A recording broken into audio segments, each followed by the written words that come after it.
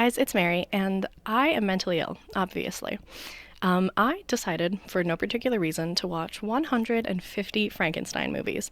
And since I already did that, I figured I might as well rank them and discuss them on YouTube, so you don't have to watch them all. So first, let me explain what I mean by a Frankenstein movie. So I am talking only about full-length movies that feature a Frankenstein monster, or at the very least, a human reanimated through science. Be that a serum, be that science specifically, but not magic. So not zombies or anything of the like. I will also not be counting robots or anything of the like unless there's a human body part involved. So that means Ghost in the Shell doesn't count because it's a soul in a robot, but Alita Battle Angel does count because that's a brain and a spine in a robot. According to Wikipedia, as of January 2026, a body of 467 known feature films, 236 short films, 93 TV series, and 394 TV episodes feature some version or interpretation of the character Frankenstein's monster.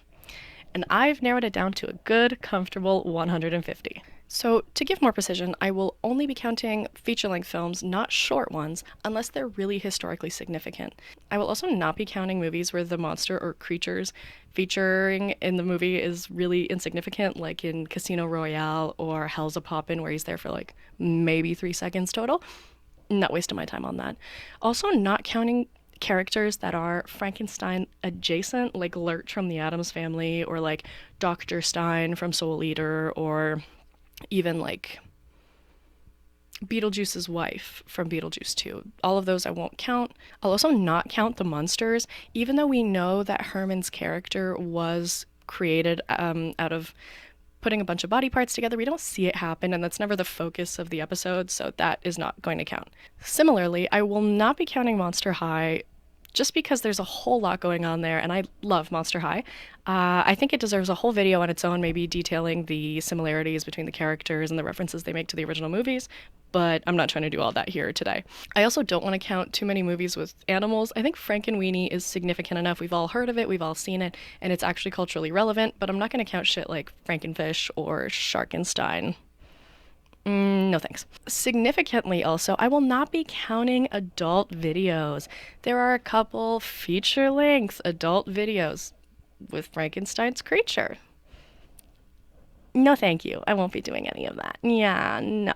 There are also some documentaries that talk about the creation of Frankenstein, be that the story, the novel, or the movie, and those are interesting in their own right, but that's not what I'm trying to do here today. Just featuring on the creature actually existing in the story of the movie. If you're curious to see the list of movies that I watched and even the movies that I didn't watch, I will be including a Google Doc in the description of this video so that you can go and check all of that out if you are curious to watch them for yourself. I also want to mention that I'm not going to be doing a super deep dive into the themes and story of Frankenstein. I really just want to rank the movies, and even then I'm not ranking them necessarily off of objective quality, more on how much I enjoyed them and which ones I preferred. So your favorite might not be mine. That doesn't mean it's a bad movie, it just means that I didn't really get a whole lot from it, and that's okay. You're allowed to have your opinion and you're allowed to be wrong. If you are, however, interested in a deeper discussion on the themes of Frankenstein, I have linked a playlist in the description that features videos of other creators talking about the story, talking about some of the movies themselves, and I've linked also in that same playlist some of the movies that I was able to find on YouTube.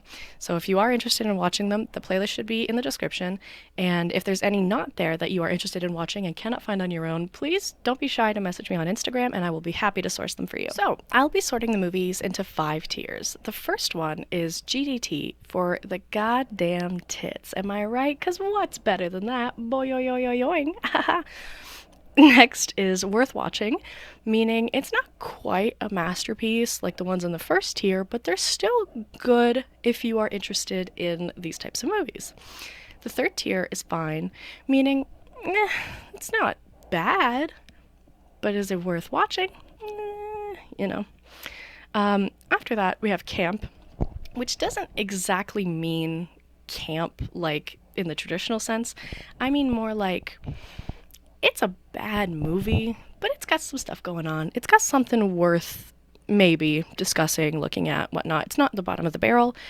And 5, bad. Just movies that suck. that I disliked, that are not good, that I would not recommend to anybody. I will also be featuring letterboxd reviews that I found while looking and researching and commenting, making my notes on all of these, that I found either that I agree with or either that I find very funny. All right, well, with all that, the table's set. Let's dig in. First of all, spoiler alert, right? I'm going to be talking about these. Most of them you probably won't watch, and that's okay. Some others have been out for like almost 100 years, so skill issue. I'm going to be going through the movies in order of release, so from the first movie to the latest one, just because I feel like it's easier that way. So the first movie on this list is Frankenstein from 1910.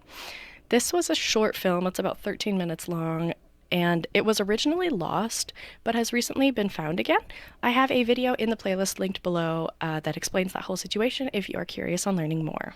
It had very interesting special effects for the time. They burned a wooden puppet and reversed the footage to make it look like the creature was building itself out of people soup.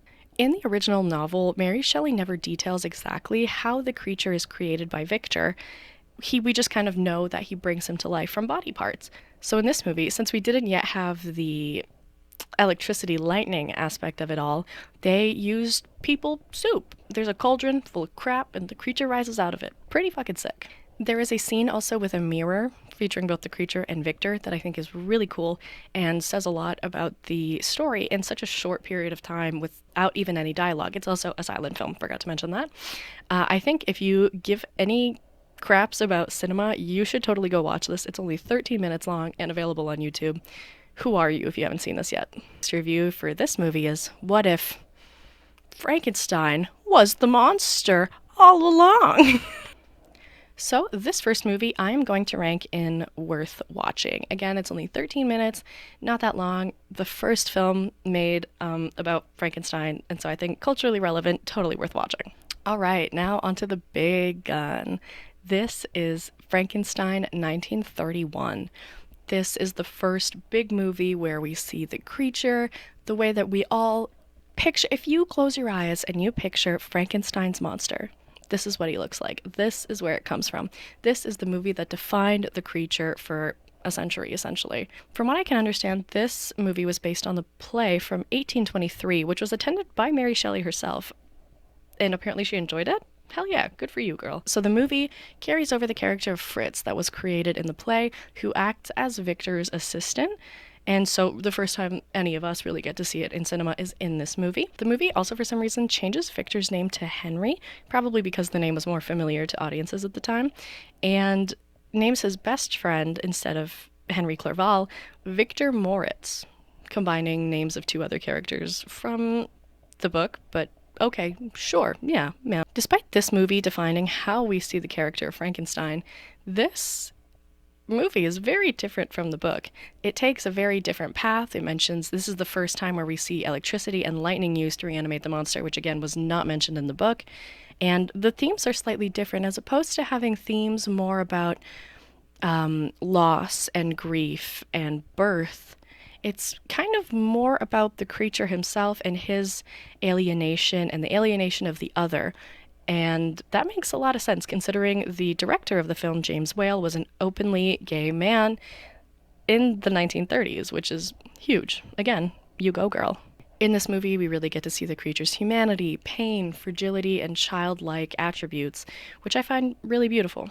Again, this movie is worth watching just for the cultural impact alone, so I'm going to put it in tier 2, worth watching, right above the first one. I would also like to mention one thing that this movie does that carries on through a lot of other movies, and I'm going to be calling it EBS, for Evil Brain Syndrome. The assistant Fritz completely bungles the task of bringing back the brain, or a normal brain, for Frankenstein. He brings back an abnormal evil brain, and this is something we're going to see a lot in the coming films. I'd also like to mention that Fritz, who we know now, later becomes Igor, who is way more recognizable and a name that we're going to hear a lot more also in these next movies. The letterboxd review I have picked for this one says, in square brackets, turning to the person next to me in the movie theater with a big smile on my face after a jar containing a brain that's labeled normal brain is shown on screen. That's the one I have. Our third movie on the list is The Bride of Frankenstein from 1935. This movie is a continuation of the first movie, featuring more scenes that come from the book, especially the creature getting to meet the blind man, DeLacy, who teaches him to drink and eat and speak and becomes his friend, which is so cute, and I was a huge fan of seeing that. I really loved this.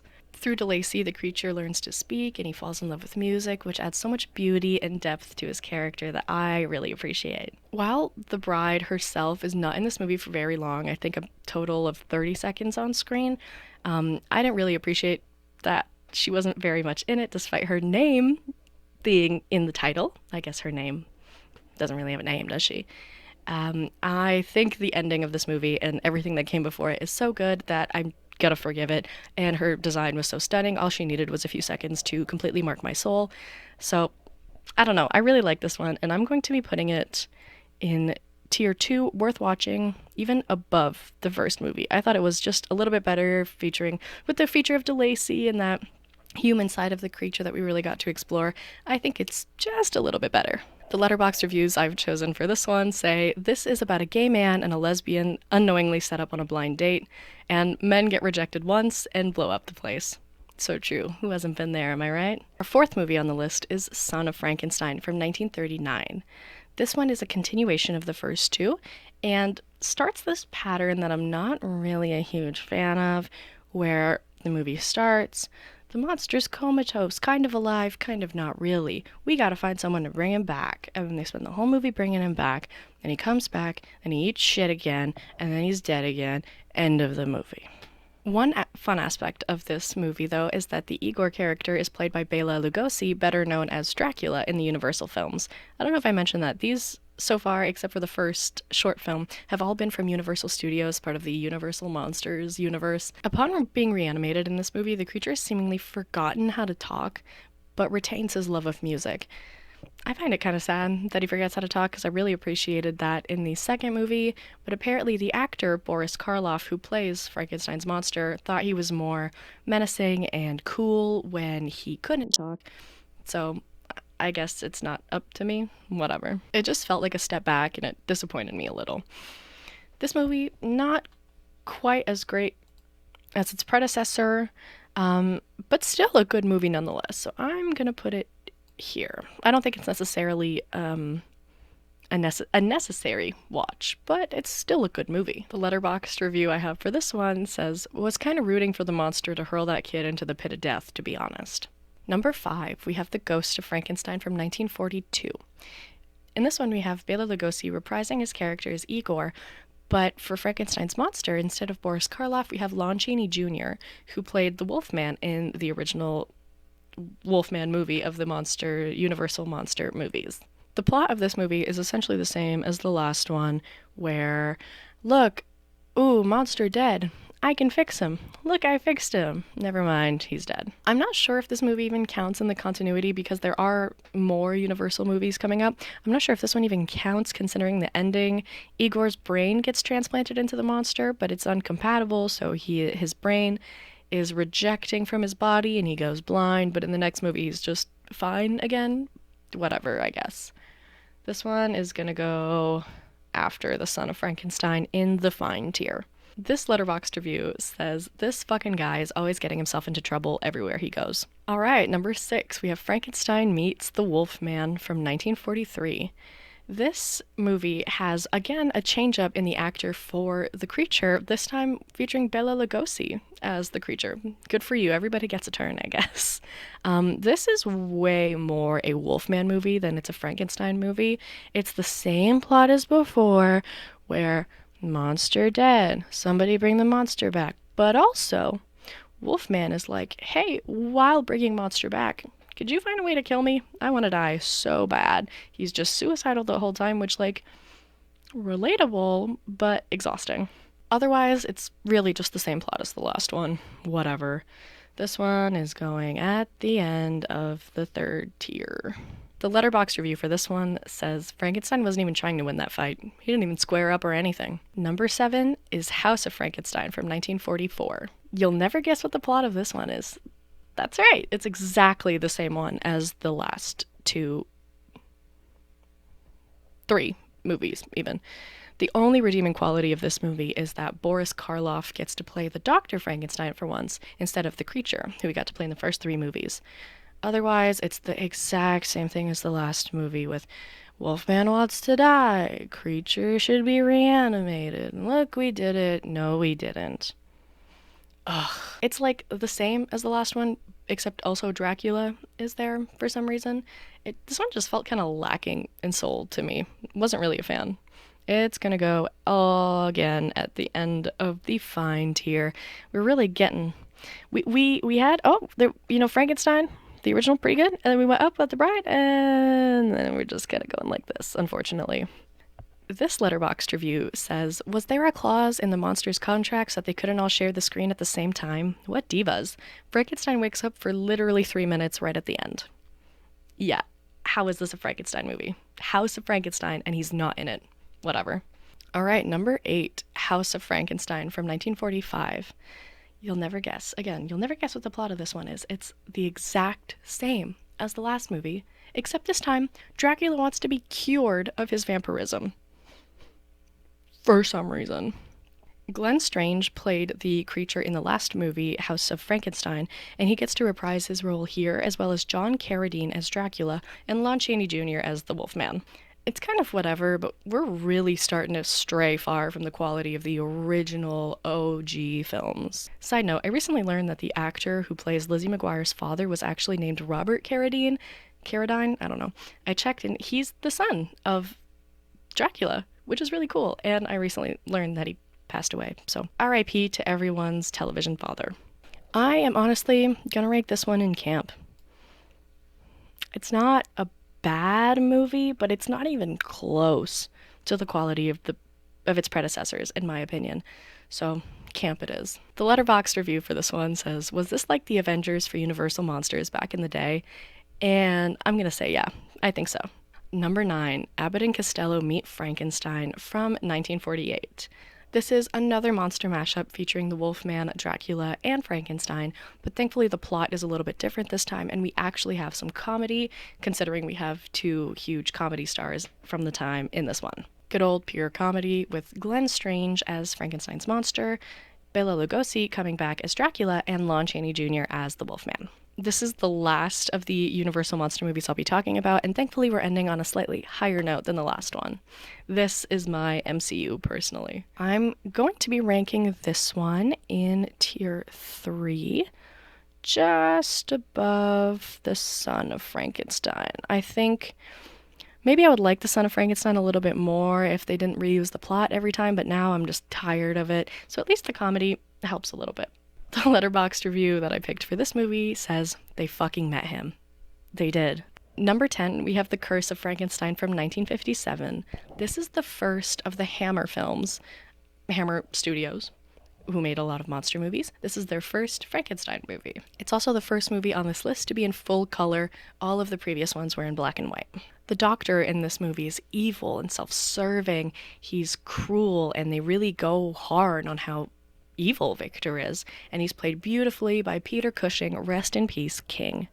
This does kind of just remain a murder rampage slasher film with a healthy dose of EBS, with a brain that was damaged before even being transplanted. The creature in this one looks really cool and is played by Christopher Lee, once again, an icon, rest in peace. It's a nasty and fun and fresh at the time interpretation of the story, and there is a scene that kind of makes me curious. So the creature does come back to haunt Victor on his wedding night, as he says in the novel. But Victor, trying to shoot at the creature, misses and hits Elizabeth instead. I wonder if that inspired any of the later movies. If you're a fan of anything gothic or horror, this is a must-see, an absolute classic. I also want to just say that the sets, the acting, everything in these Hammer movies is absolutely gorgeous, and this is the first of, 7, I think? Yeah, but I just want to mention now, they are stunning. I'm going to be ranking this one in the 3rd tier fine, right at the top. I think it was fun, refreshing, colorful. Well, I mean, refreshing at the time. It's not going to be by the end of this list. Yeah, thought it was a good movie, and I'm putting it right at the top there. It's not quite as good as the worth watching movies, but it's very good nonetheless, and I think could appeal to audiences who are already into that kind of thing. The letterboxd review I selected for this one says, Peter Cushing, sir, your pussy is dastardly. Number 11 is I Was a Teenage Frankenstein from 1957. Nothing particularly interesting happens here. Doctor wants to make monster, makes monster. Creature has a hard time adjusting to his new reality, tells his story to the doctor, and then they both die.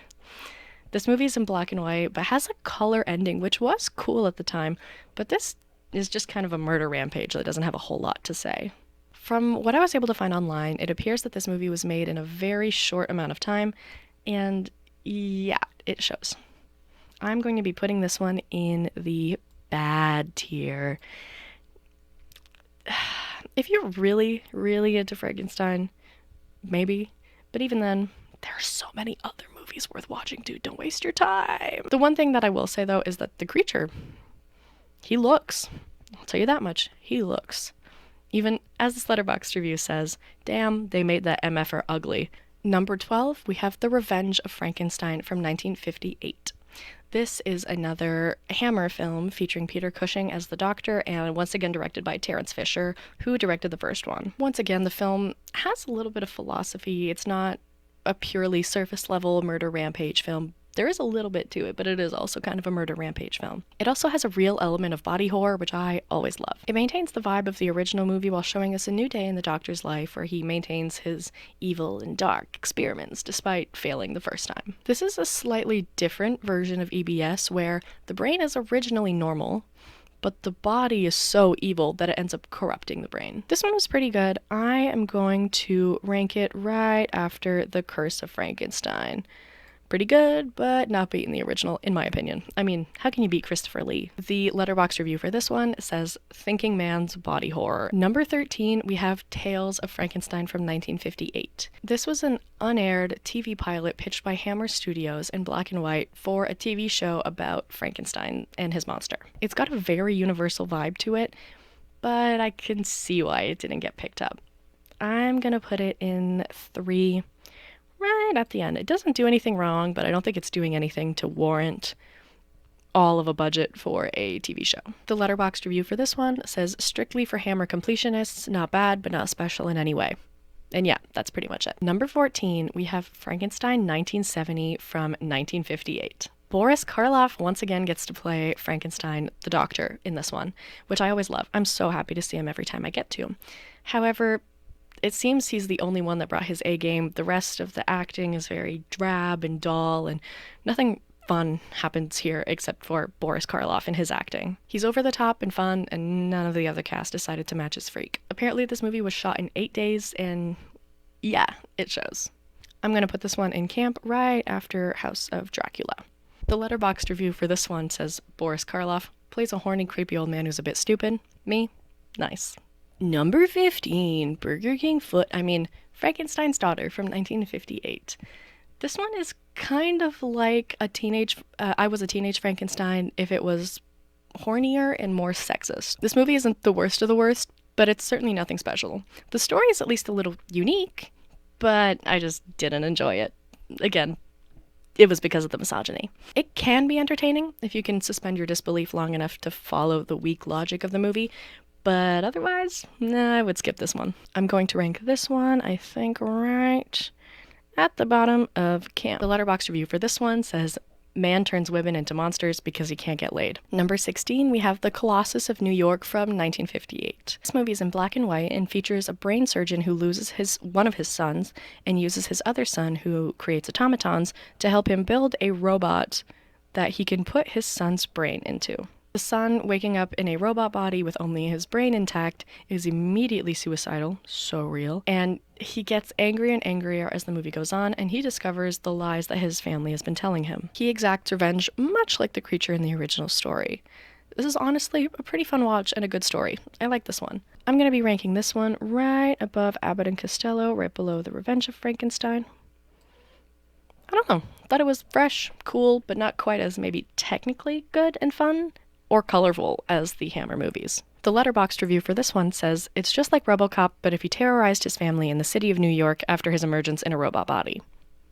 Well, yes. Number 17, we have Frankenstein, the Vampire, and Company. This movie is a shot for shot, low key, bar for bar, rather, remake of Abbott and Costello Meet Frankenstein. Same plot, exactly the same plot. The only difference is that it was filmed in Mexico on a smaller budget. It was still really fun though. Since it was like Abbott and Costello, and I really like that one, I'm going to be putting this one right at the top of the camp tier. The Letterboxd review for this one says, it was okay for a movie I didn't pay for. Number 18, we have The Tomb of Frankenstein from 1964. This one breaks a couple rules in that it's a short movie and the creature is seemingly brought back to life, by occult magic rather than science, but it's still historically significant being a short film from Ireland. It's a black and white, silent Irish film.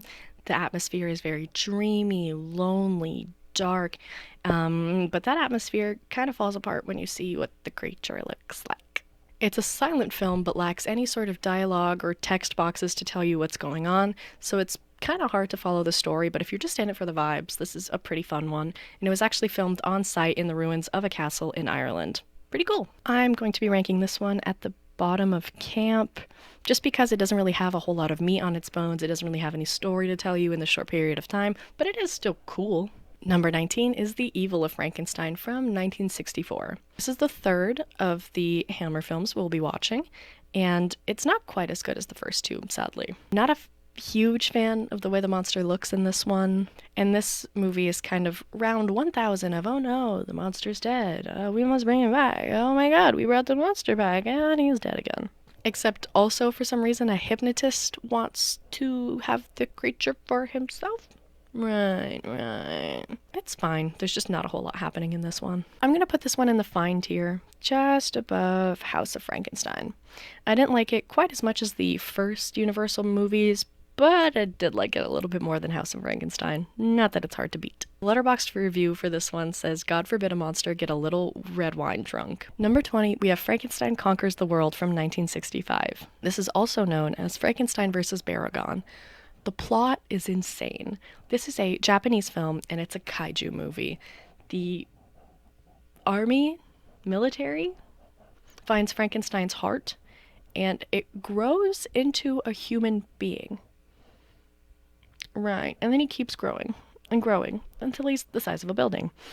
Long story short, he ends up fighting a giant lizard character named Baragon, who appears in later Godzilla films, but this is his first appearance. Pretty cool. There's some hilarious special effects in this, there's some 10 out of 10 fight scenes, and a little sprinkle of found family, which I always love. There's a really funny feature of this movie where there's a white dude in the group of Japanese researchers, and when I watched the movie in Japanese, you could see that his lips are moving to speak English, and he's clearly been dubbed over.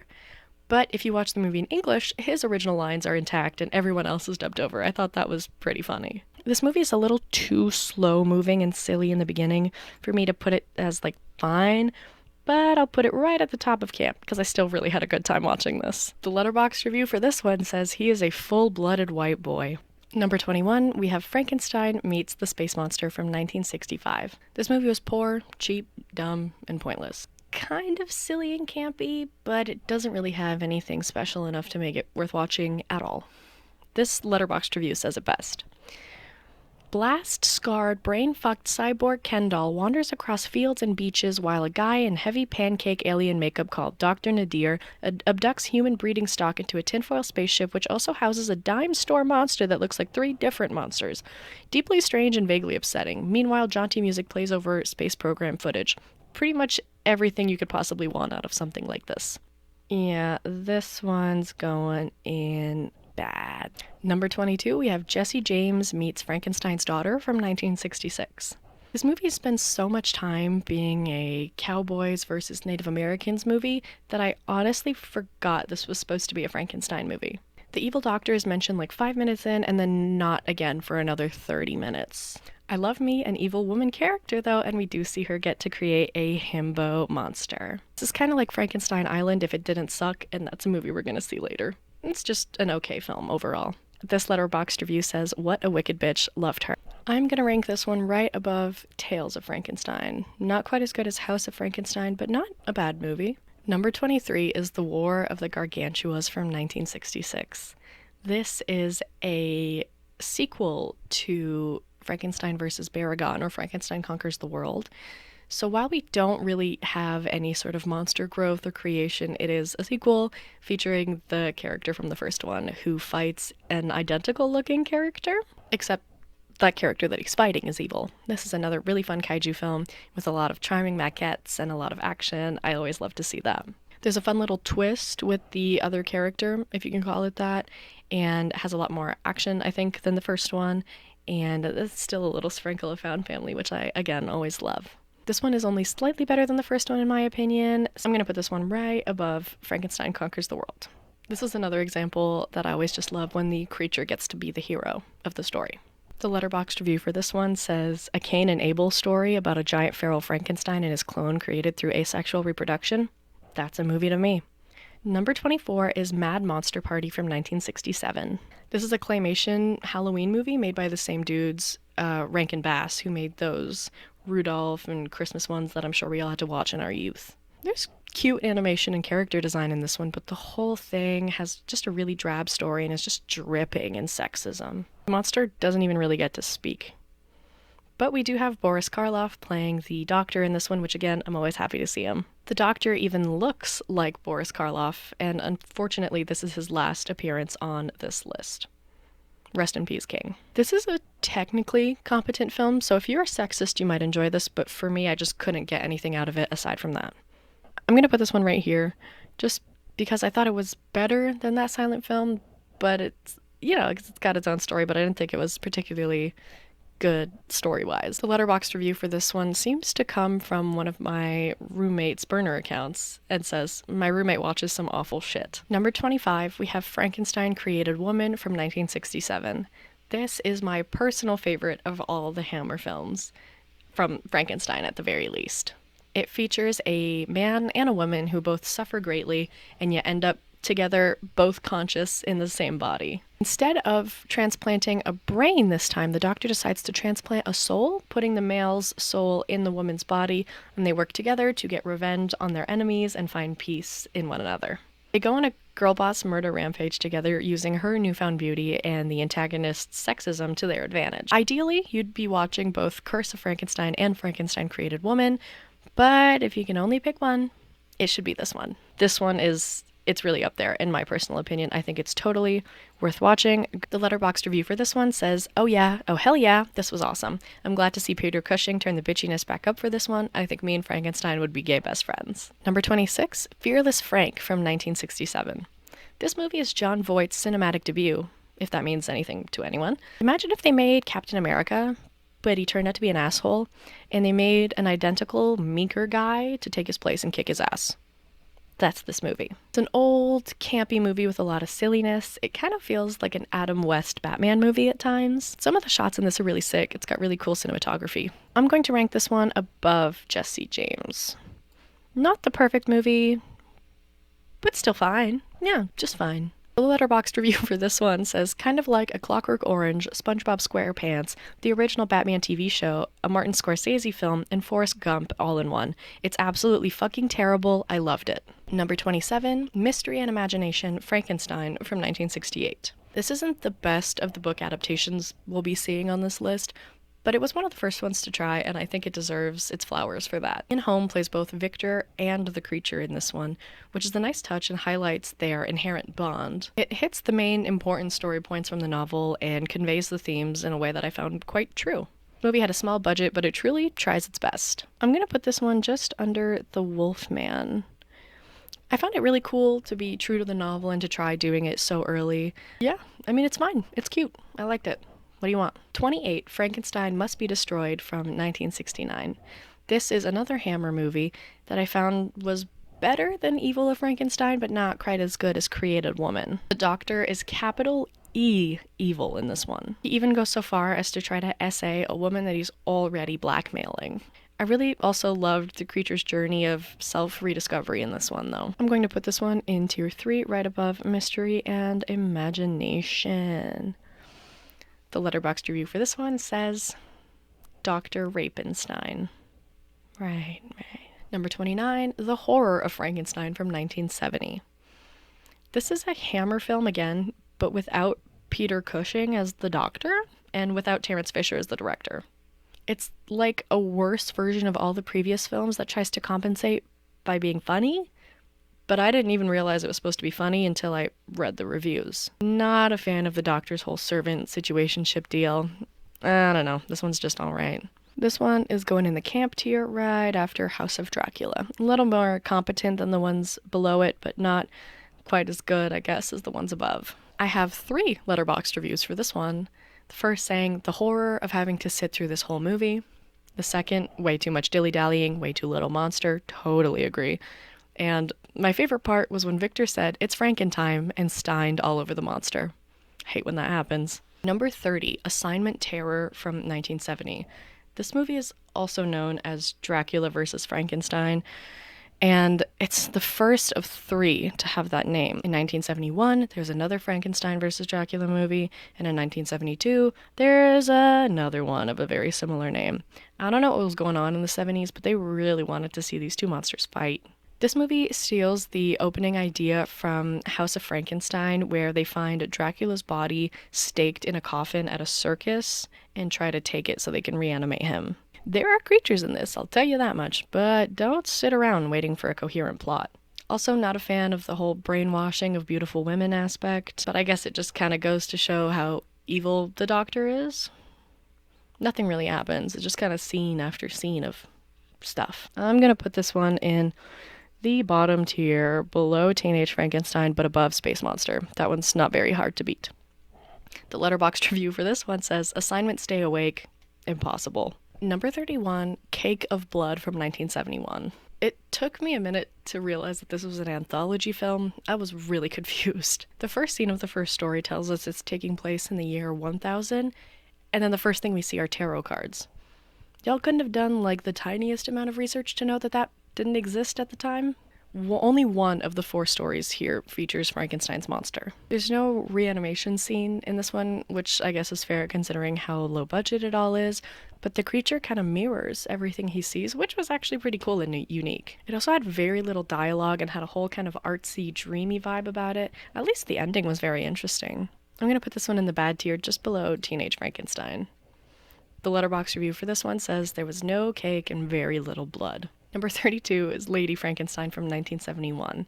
A beautiful woman in STEM who's also a nasty little freak. My favorite. This movie has very Hammer vibes to it and gorgeous, gorgeous outfits and a sick ending. I personally enjoyed the hell out of this one. Sleazy, nasty, fantastic. I'm putting it in tier 3, right under Colossus of New York. The Letterboxd review for this one says Lady Frankenstein walked so that Lisa Frankenstein could sashay. Number 33, Dracula vs. Frankenstein from 1971. This is an Al Adamson film, and Lon Chaney Jr. is in this one, actually.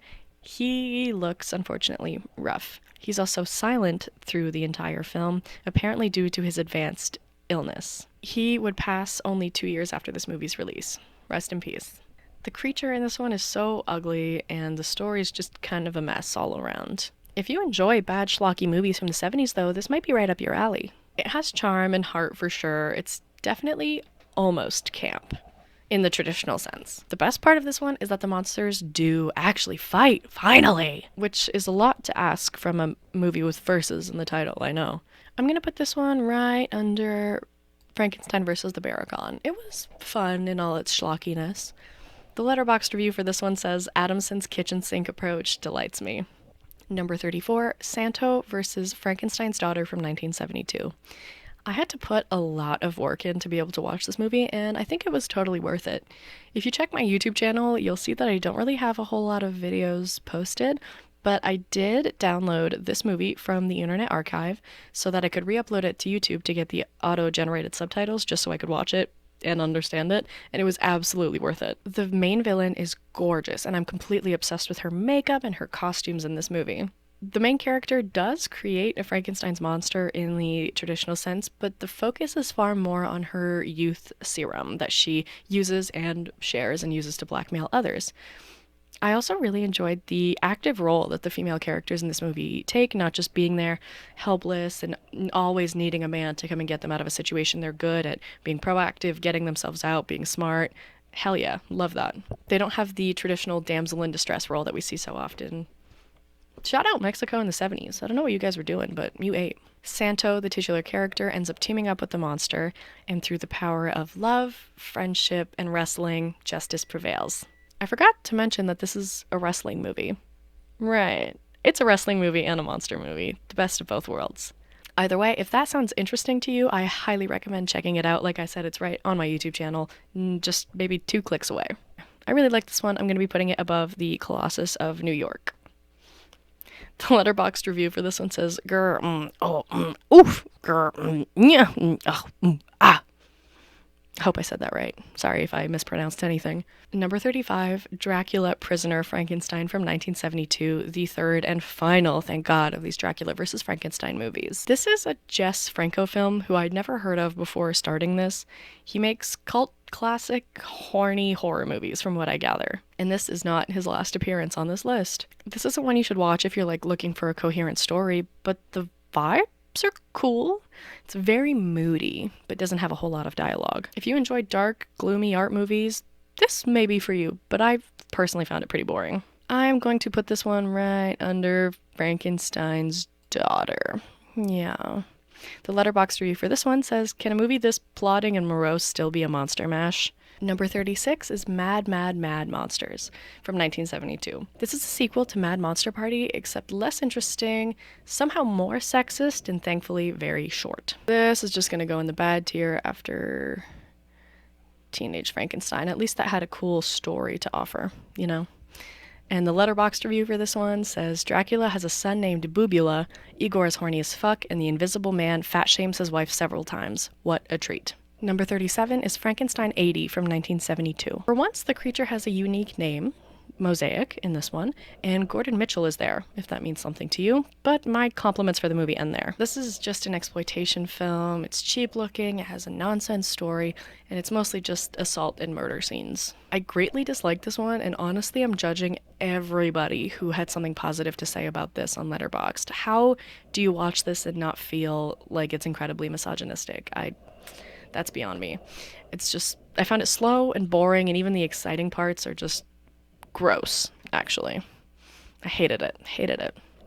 I am putting this one all the way at the bottom, just above Space Monster, because at least sometimes it has something going on, which is more than I can say for Space Monster. After going through so many reviews of people saying just weird shit about how they enjoyed this one, finally, my beacon of light, Kazuma Kiryu, came in with the review, the 1-star review, with only one word, Rapenstein, which is pretty accurate, I fear. Number 38 is Flesh for Frankenstein from 1973.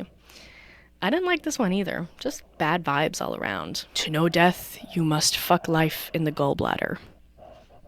And he does.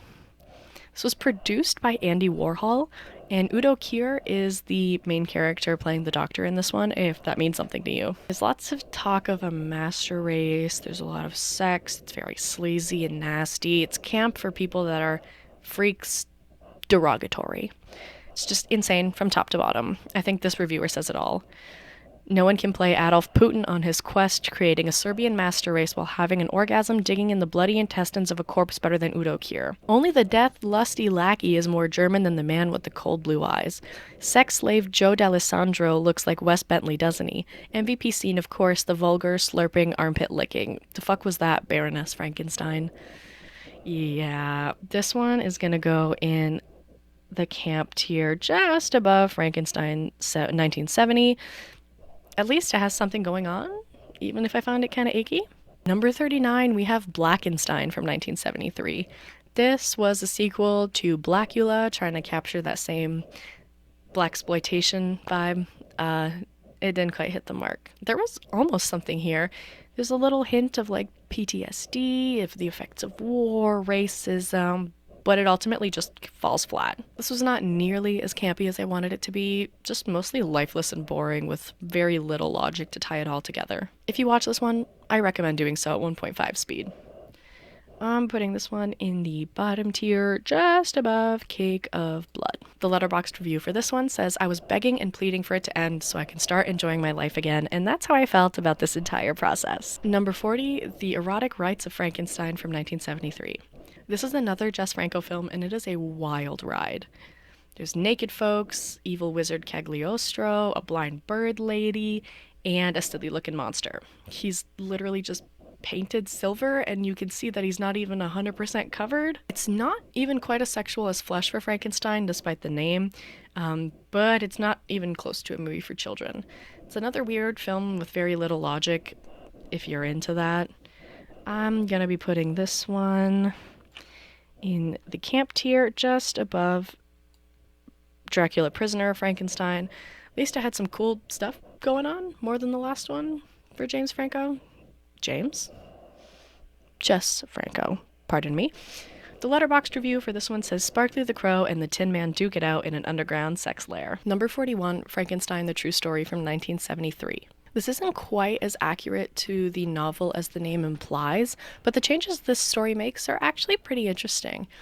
The creature starts off normal and gets uglier and uglier as the movie goes on, with seemingly the cause being some sort of disease. We also get to see the journey of a female creature who's created alongside him but not for him. It's a fun story with interesting twists, but I just don't feel like it needed to be 3 hours long. I'm going to put this one in the fine tier, just under Santo versus Frankenstein's daughter. It's a good movie, I just didn't enjoy it quite as much as the wrestling movie. The Letterboxd review for this one says, unlike Victor, I would have loved and supported the creature through his twink death. Number 42, Frankenstein from 1973. Victor in this one is more evil than usual. He talks about creating superhumans and harnessing the powers of science to rule the galaxy. Apparently, the director or creator of this one, Dan Curtis, made a fantastic Dracula film, but I'm not seeing any of that quality here. I got to watch this movie with Elvira, though, so that helped. The post-nut clarity for Victor here hits immediately, and he abandons the creature as soon as it comes to life. The monster here also is literally just a baby. Also interesting, the assistant here is named Otto, and he shares his name with the assistant from Flesh for Frankenstein, as well as Gordon Mitchell's character in Frankenstein 80, which all happened the year prior. Coincidence? Perhaps, but perhaps not. This whole thing is just ham-fisted in a way that it tells you out loud everything that's happening, all while maintaining a very slow pace, super made for people on their phone coded. This had absolutely no business being 2 hours long. I'm gonna put it in tier 4, just under Baragon. It's a competent adaptation of the story, I just found it super boring. The Letterboxd review for this one says, there's a lot of Frankenstein media out there, but this is the first one I've seen that captures the true horror of the novel, having to introduce oneself to a bunch of German strangers. Number 43, Santo and Blue Demon versus Dr. Frankenstein from 1974. Far cornier, sillier, and cheaper than the first Santos film I mentioned. The monsters all look like low-budget caricatures of the classics. In this movie, we have Cyclops, Frankenstein's monster, the mummy, a vampire, a hunchback, and lots of clones that also happen to look like Frankenstein's monster. It's not the greatest horror movie, but it's a fun wrestling movie. All the night scenes in this are obviously shot during the day and then have this hilarious sunglasses filter over it. I am going to put this one in the third tier under mystery. No, above mystery and imagination. It's fine, but it's not nearly as good as the first one. The Letterboxd review for this one says Frankensteins don't stand a chance against good fundamental in-ring wrestling. Number 44, Frankenstein and the Monster from Hell from 1974. This one is my least favorite of all the Hammer films that feature Peter Cushing. The monster is now some sort of like ape creature. David Prose plays the monster here, which is funny because him and Peter Cushing would later be reunited in Star Wars, which is actually pretty cool. It's not the biggest departure in quality from the other Hammer films, but it's noticeably less good. At least the gore is fun. I'm gonna put that one right at the top of the camp tier, I think. Yeah, no, I agree with that. It's better than Horror of Frankenstein, but it's not on the quality level of the other Hammer films. The Letterboxd review for this one says, I think this proves how Bigfoot came to be. The search is over. Number 45, Young Frankenstein from 1974. This movie is very silly, very campy, with lots of jokes about how big the creature's dong is. The creature here is played by Peter Boyle, who I personally recognize from Scooby-Doo 2 Monsters Unleashed. The Doctor here is played by Gene Wilder, and the whole thing is directed by Mel Gibson. The creature and the Doctor get to perform Puttin' on the Ritz together, which is like the best possible outcome for any creature, I think, in all of these movies. The one thing I don't like about this movie is just the fact that the creature sexually assaults somebody. Yeah, no. And in the movie it's implied that she enjoyed it and she's like fine with it after it happens, but she still didn't want it to happen initially, so yeah, no. I guess, though, considering it's directed by Mel Gibson, I shouldn't be surprised by things of that caliber, but whatever. This one is going above Created Woman in the worth watching list. Whoop, my bad. It's a good movie, worth watching, culturally significant, very funny. One of the better Frankenstein movies, but still, these movies just love when women get SA'd, I guess. The Letterboxd review for this one says, she frank on my Stein to like, arr! Number 46 is Frankenstein's Castle of Freaks from 1974. Gordon Mitchell is in this one also, for some reason. Yeah, so just know if you're watching a Frankenstein movie and Gordon Mitchell's in it, you're in for a bad time. There's far too many goons in this movie, and no, I mean the old meaning of like dirty henchman for a bad guy. But speaking of goons, there's tons of assault scenes, my favorite. The whole movie is just very whatever. There's way more freaks in this than there are Frankenstein, and the monster's presence in this thing is just very mad. It's the same old EBS story, whatever. This one is going in the bad tier above Frankenstein 80. Yeah, at least Assignment Terror had some fun things to laugh at, and Frankenstein's Castle of Freaks has nothing to offer. The Letterboxd review for this one says, Frankenstein's asshole of farts. Number 47, we have Frankenstein, a Love Story from 1974. This is a French movie with an honestly pretty interesting take on the story. It's got a lot of the original plot elements from the novel mixed with a lot of French classic religious elements. It's very science versus religion, with both sides coming out as the bad guy. The whole thing is very visually cheap and has very poor sound mixing. It's like impossible to listen to even if you speak French. There's a gay-coded village freak, which is always fun, an angry mob of villagers, and for once, Victor's mother is actually alive in this one and also takes on the role of DeLacy, the blind man. This is one of the better bad movies that I've seen on this list, and there's no Letterboxd reviews for this one, considering it's a 50-year-old French movie made for TV. Who's watching that shit aside from me? This one is gonna go in the camp tier right after Flesh for Frankenstein. Number 48, Frankenstein Italian Style from 1975.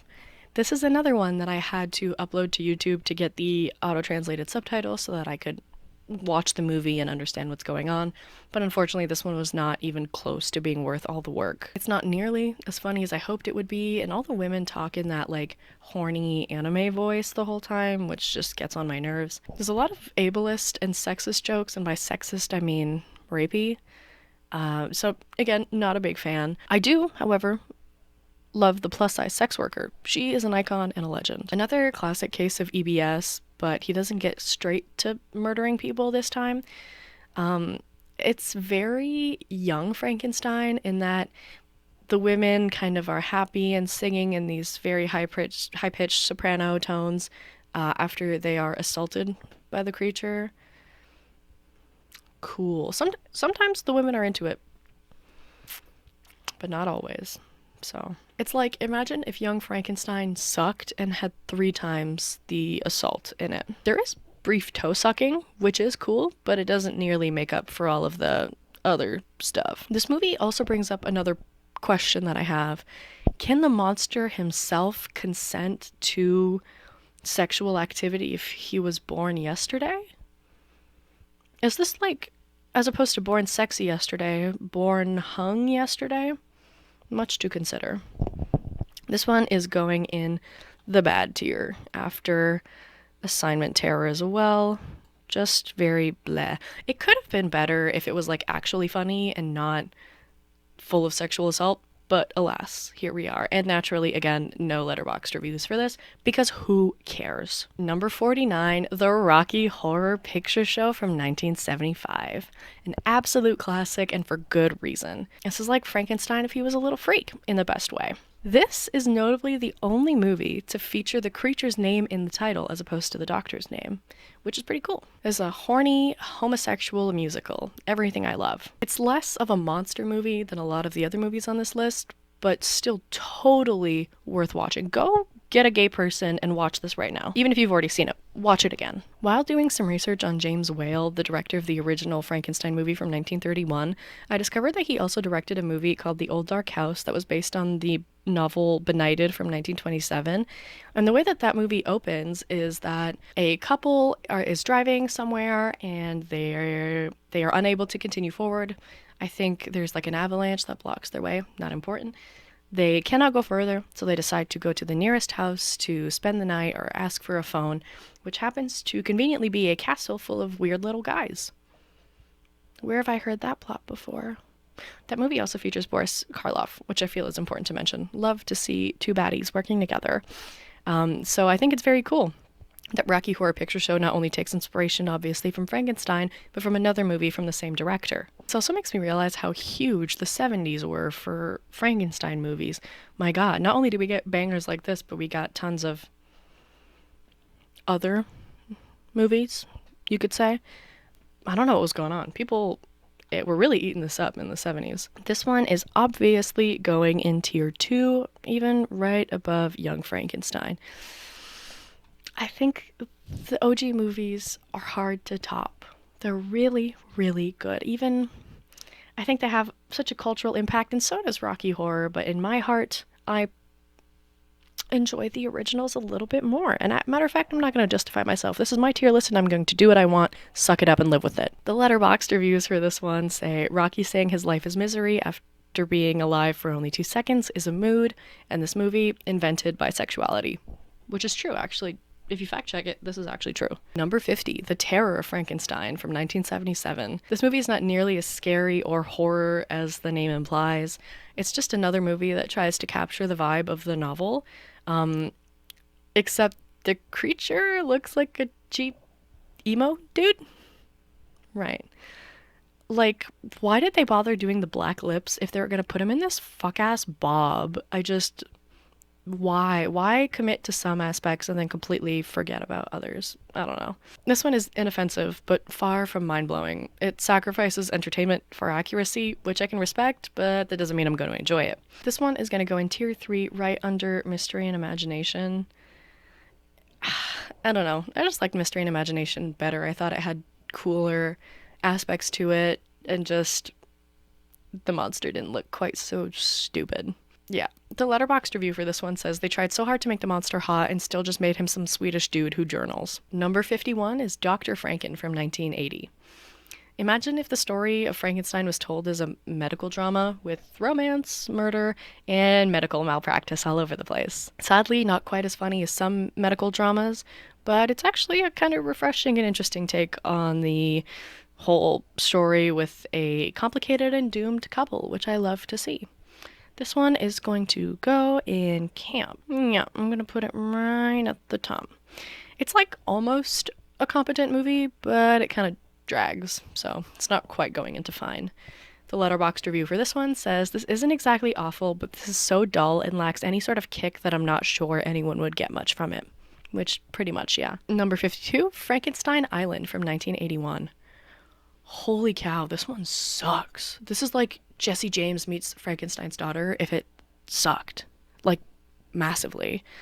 It's just boring and dumb and a cheap excuse to have women in, like, bikini animal fur, I guess. It's a low-quality pile of jumbled nothing, really. I can't imagine there was a coherent script going into this. I think they just put the camera and did some shit. There's hardly even any monster here to make this worth watching. This is going right at the bottom. Rock freaking bottom, even below Space Monster. This is peak ass. Yeah, The Letterboxd review for this one says the ratio of Island to Frankenstein in this movie is really something. It's about all that can be said about it. Number 53 is The Monster of Frankenstein from 1981. I really, really love the vintage anime style of this. I'm just a sucker for that anime style, or animation style in general, but I think the movie also is very good. I think also the medium of anime is used perfectly here to convey how the monster feels and the terror and guilt that Victor feels. Just if you watch it, you'll understand. There's no words. It's a great blend of the first two movies, Frankenstein and Bride of Frankenstein, all while adding really cool aspects that I think deepen the story. It's an emotional ride that stays true to the novel, but also the creature fights a bear. It's just, I love the power of friendship and joy and found family, etc. Yippee! It's a dark and beautiful tale that likens the creature to Jesus Christ. I loved this one. But I'm trying not... I don't know. I loved it. I really, really loved it. Yeah, I'm going to put this right at the top of the third tier. It might not be cinematically fantastic and whatever as The Curse of Frankenstein. I loved it and thought it was a great rendition of the story, better than the murder rampage that we're going to see a gorillion times. Yeah, it's going at the top of tier 3. The Letterboxd review for this one says, much like Christ, I too had a cap popped in my hand. Number 53, we have Frankenweenie from 1984. This is a shorter film. It's very cute. We're going to see this again later in the 2012 version that I think is much better. But I don't know. It was cute. I was happy to see Shelley Duvall, and it's nice to see where, I guess, the idea of Frankenweenie from 2012 has come from and where it's at now. This is going to go in tier 3, right after the Colossus of New York. Pretty good, pretty competent, nothing too special. Yeah, sounds about right. And the Letterboxd review for this one says, children's content used to be way more rad. I mean, we've stopped traumatizing children, but at what cost? Number 55 is Frankenstein 90 from 1985. The most French man you've ever seen in your life is actually a bad person. Shocker. Here, Victor puts his friend's, I think, consciousness into a microprocessor, which he then transplants into a human body made of body parts. Boy, I sure am glad they included an assault scene in this one. French people are so cool. The most interesting part of this movie is the discussion that the creature has about the Boris Karloff character in a knockoff Frankenstein movie they watched. It's intended to be the original film, but it's obviously not. I guess whatever, but he discusses Boris Karloff himself and his experience and whatnot, and I guess the creature is relating to the creature in the movie. So that's cool. After taking the creature to the movies, they then take him to the strip club, where he kills a bunch of women and brings back the body parts so they can create the perfect bride for him. Once the bride is created, however, she fights with the creature. Then the man who created them falls in love with the girl, and his girlfriend, who almost got assaulted by the creature, falls in love with the creature. Classic romance square dynamic, right? Oh, she also calls the creature the F-slur. Love to see that. Thank you, French movies. The whole thing is just full of unlikable people. It's slow, it's boring, it's ugly, it's cheap. Just a skip for me. I am going to put this one just above Frankenstein Italian style, solely because it only has one essay as opposed to 3. The Letterboxd review for this one says, c'est un grand nom, rien que pour les personnages féminins et leur traitement au secours, meaning this is a huge no just because of how the female characters are treated, send help. Number 56, Frankenstein 1984. Yay, Carrie Fisher? That's about it. So many of these movies, including this one, feel the need to open on this drab, ugly, colorless, and poorly acted grave digging scene. It immediately feels like the same old slop I've seen 100 times, and I don't know, maybe it's just because the movies are ripped from VHS tapes and look like crap when they're put on the internet, but I don't know, it's just bleh. Victor is kind of giving Peter Cushing if he had an afro and way less charm. The highlight here is definitely Carrie Fisher. Rest in peace, Queen. It hits a lot of the same story points as the novel and other movies that are inspired by the novel, but just in a way more boring and drab way. They say everything that they want to do out loud. It's very tell, don't show, and it's just meh.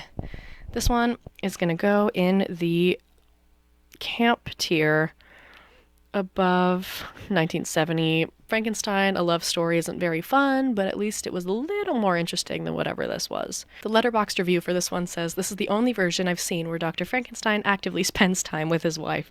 And true, I mean, why would you not want to put Carrie on the screen as much as possible? Number 57 is Frankenstein's Great Aunt Tilly from 1984. I had really low hopes going into this one, but I was pleasantly surprised by the titular character Aunt Tilly being a generous, feminist, boss babe diva, and I love her for that. We even see her at a women's rights protest, which is actually really cool and refreshing to see in one of these movies as opposed to, the other stuff. Also a big fan of the gender role reversal in this movie, where the female character takes the charge and the one male character that they have with them is a ginormous pussy and completely useless. It's not a hilarious movie, but there's more humor than in some of the other films. However, unfortunately, there's also these long periods where it drags and is super boring and you can't even understand what anyone is saying. So you win some, you lose some. I'm not sure if it's just because of the way that it was ripped from VHS that it sounds so terrible, but wow.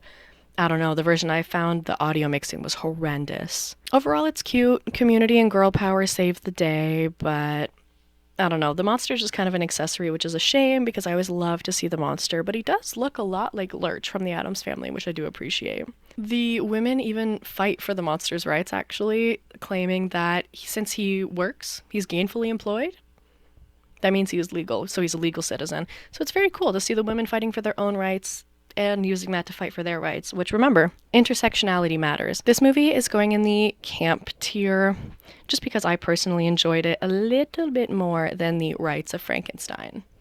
The Letterboxd review for this one says, "Could this be the worst Frankenstein film of them all?" And I'm here to say, no, actually, not even close. Number 58 is Fraccia contro Dracula from 1984. This is an Italian movie, also known as Who's Afraid of Dracula.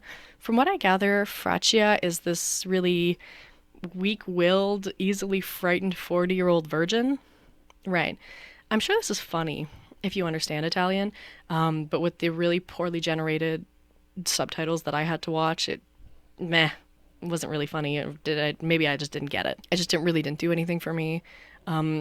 I do appreciate how the Igor character was named Boris, and Frankenstein's monster is Dracula's lawyer.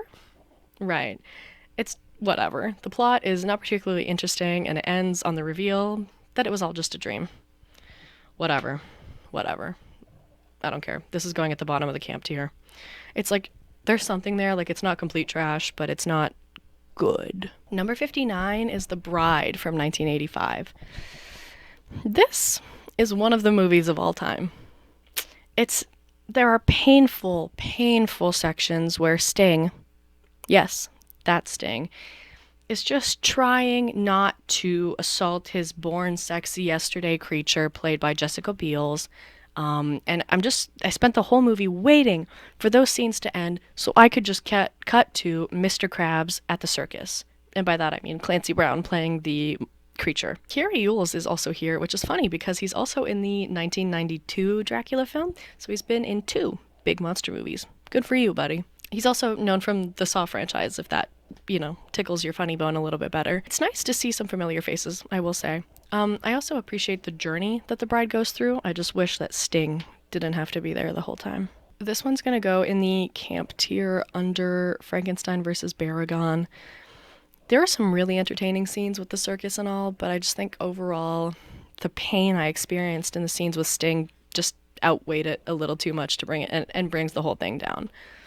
The Letterboxd reviews for this one say, to prepare for scenes where her character had to be crying, Jennifer Beals would listen to a tape for about 20 minutes prior to filming. She wouldn't say what the tape was, but the production unit swiped it and found it was an album by Sting.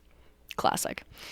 Sting playing an asshole, what a stretch. Hate Sting more than the police. Sleazy PG-13 rating at play. There's so much asshole on screen, Sting, and no one noticed the very naked ladies and gore.